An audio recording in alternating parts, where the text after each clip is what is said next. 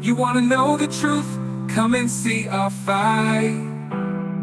You wanna know the truth? Notofman.com. The site hold the keys to what's going on. Dr.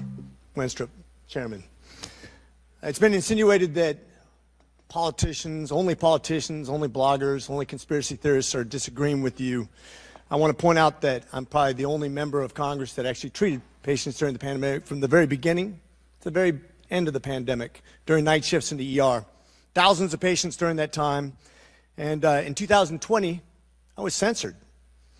My medical license was threatened because I disagreed with bureaucrats.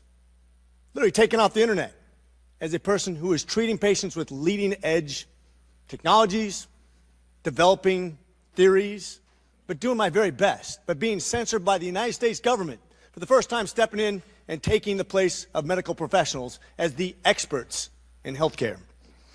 Any dissent surrounding COVID-19 treatments, mask mandates, and any public policy surrounding the pandemic was immediately labeled as anti-science. I watched as public health officials and politicians told my patients what treatment options were best for them, regardless of their comorbidities or their medical history. Despite my education and my training and my experience, my opinions were relegated to conspiracy and misinformation by so-called healthcare experts who had never treated a patient throughout the entire pandemic.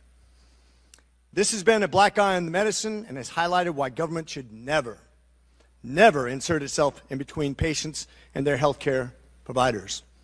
The American people deserve to make medical decisions through conversations with their physicians rather than politically motivated mandates. Dr. Fauci, did you ever treat a patient for COVID during the pandemic? I was part of a team that was at the NIH that took care. We didn't take care of many of them. Okay, so not hands-on. Got it. Thank you. Why would I be criticized by a bureaucrat for doing my very best as a healthcare? This is a rhetorical question. But why?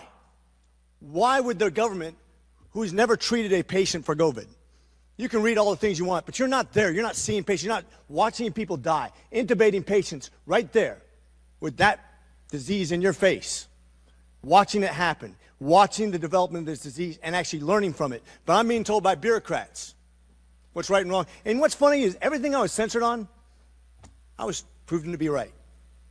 Pretty crazy, isn't it?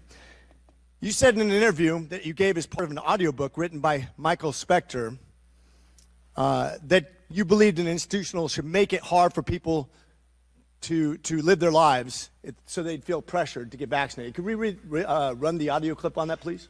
You think can be done about it. I have to say that I don't see a big solution other than some sort of mandatory vaccination. I know federal officials don't like to use that term. Once people feel empowered and protected legally, you are going to have schools, universities, and colleges are going to say, you want to come to this college, buddy? You're going to get vaccinated. Lady, you're going to get vaccinated. Yeah. Big corporations like Amazon and Facebook and all of those others are going to say, you want to work for us, you get vaccinated. And it's been proven that when you make it difficult for people in their lives, they lose their ideological bullshit and they get vaccinated. Thank you. Are all objections to COVID vaccinations ideological bullshit, Dr. Fauci? No, they're not, and Thank that's you. not what I was referring to. Well, in reference to making it hard for people to get education, traveling, working, I'd say it very much was in context. And I take great offense to this. Miss Allison Williams testified before this committee about losing her job because she sought an exemption for ESPN's vaccine mandate, which came from recommendations from bureaucrats like yourself.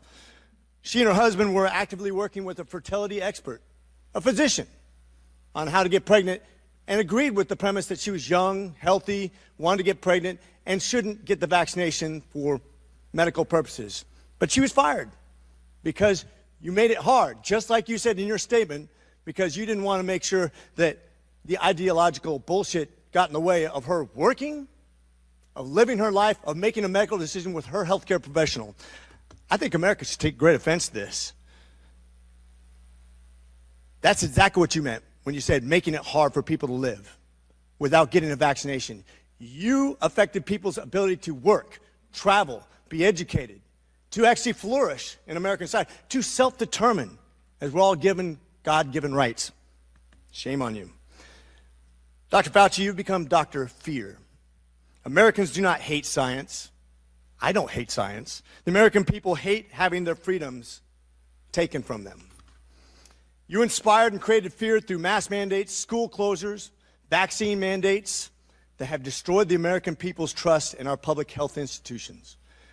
This fear you created will continue to have ripple effects over generations to come. You have already seen its effects in education, in the economy, and everything else.